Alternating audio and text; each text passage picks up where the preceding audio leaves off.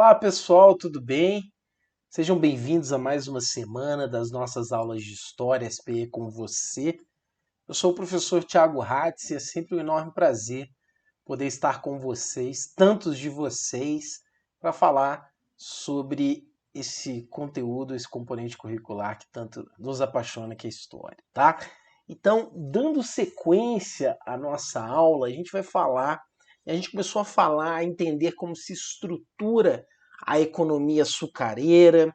A gente não pode esquecer que a gente está vivendo aqui neste momento, né, dos nossos estudos, uma das transformações mais importantes que o Brasil colônia viveu. Lembre-se que primeiro a gente começou aqui no Brasil, de 1500 a 1530 aproximadamente, a simples extração de pau-brasil, usando o escambo, né, para mão de obra indígena.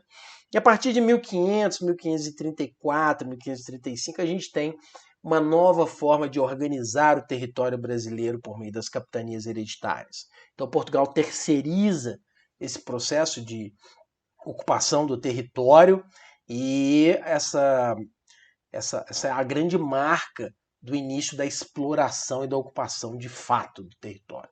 Então, agora nós teremos europeus aqui, portugueses, vivendo, pessoas construindo a sua vida aqui, e por consequência também nascerão os primeiros chamados brasileiros, vamos dizer assim, né? É claro que a gente já tinha aqui milhões de indígenas, né? Mas os primeiros, então, filhos desse processo de colonização. E o produto, então, da época é o açúcar. Por que é tão importante a gente lembrar disso? Porque o modelo de exploração colonial é o modelo do plantation. O que é o plantation? O plantation é uma tricombinação de latifúndio, ou seja, grandes porções de terra, certo? Não é uma terrinha, não, gente, é muita terra. Terras de milhares de hectares, terras gigantescas, do tamanho de cidades, tá? É isso que são os grandes latifúndios que nós estamos falando. Então, latifúndio, monocultura, ou seja, a dedicação quase que exclusiva a um único produto. Eu estou dizendo quase, para a gente não confundir, porque as pessoas podiam ter hortas para plantar aquilo que vão comer. Não, não é assim, né? Não, ninguém comia só cana de açúcar, né? E a mão de obra de escravizados africanos. Latifúndio, monocultura, escravidão. Essa é a tricombinação do plantation, o modelo de exploração colonial que o Brasil viveu nesse período. Mas a gente tem que tomar cuidado também para não ficar parecendo que a vida no Brasil colônia se restringia exclusivamente a plantar e colher e exportar. Existia uma vida social. A gente começou a falar no último período, né? Na última aula eu falei com vocês sobre um pouco dessa ideia de uma sociedade patriarcal. O que é uma sociedade patriarcal? Uma sociedade em volta do homem, do patriarca, do pai, do chefe da família, que é o dono da terra, é o dono da casa grande. Então ele acaba sendo também o dono do destino de todas as pessoas, da sua esposa, dos seus filhos, dos seus escravizados, dos seus funcionários. Então isso é uma sociedade patriarcal que explica muito as características da sociedade brasileira. Mas a gente também precisa falar um pouquinho sobre as características sociais das outras pessoas que viviam, né? Não existiam só os brancos europeus ou homens livres. Existia essa grande marca de escravizados ao longo da sociedade brasileira que estava se formando naquele momento.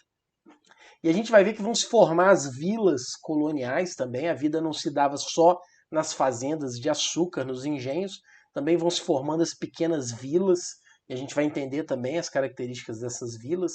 Mas os escravizados, eles não estavam restritos exclusivamente ao engenho.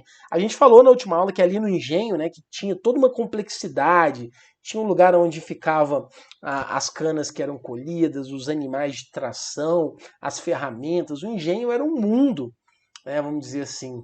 E nesse mundo, os escravizados iam interagindo, conversando, vivendo, trocando opiniões, construindo amizades, laços familiares.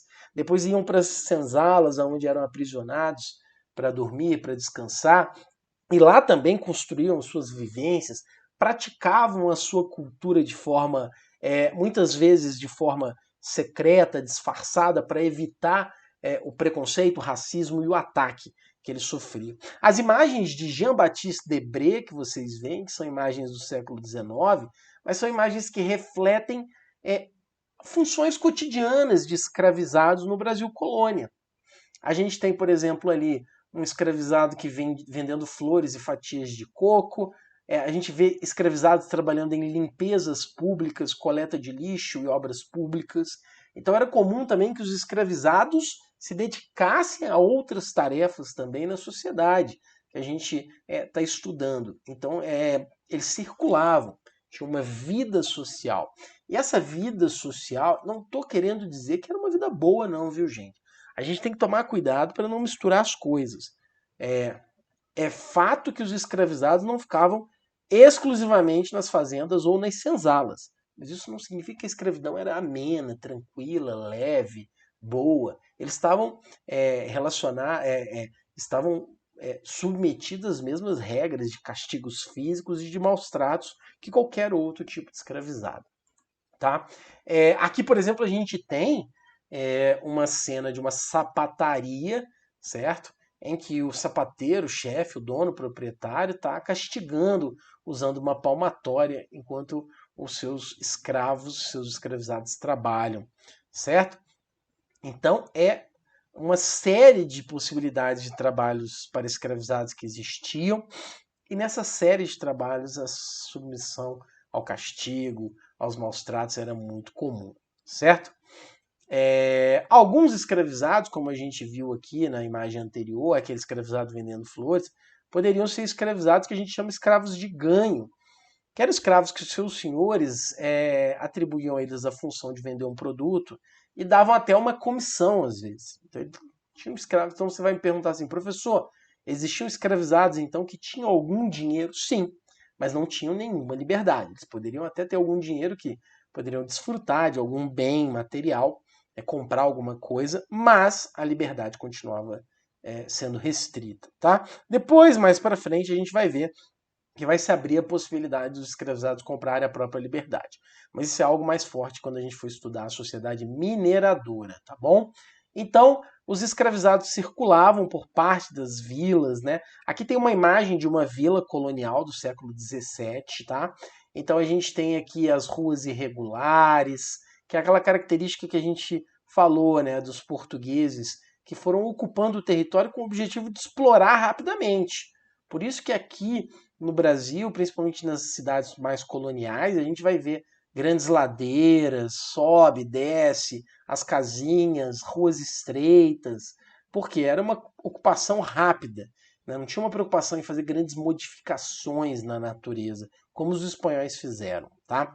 Então aqui a gente tem casinhas coloniais e o cotidiano, escravizados transitando, homens, mulheres. As mulheres nas ruas era uma cena mais rara, porque as mulheres, como a gente falou na última aula, eram mais restritas à vida privada, os homens que circulavam mais na vida pública, tá?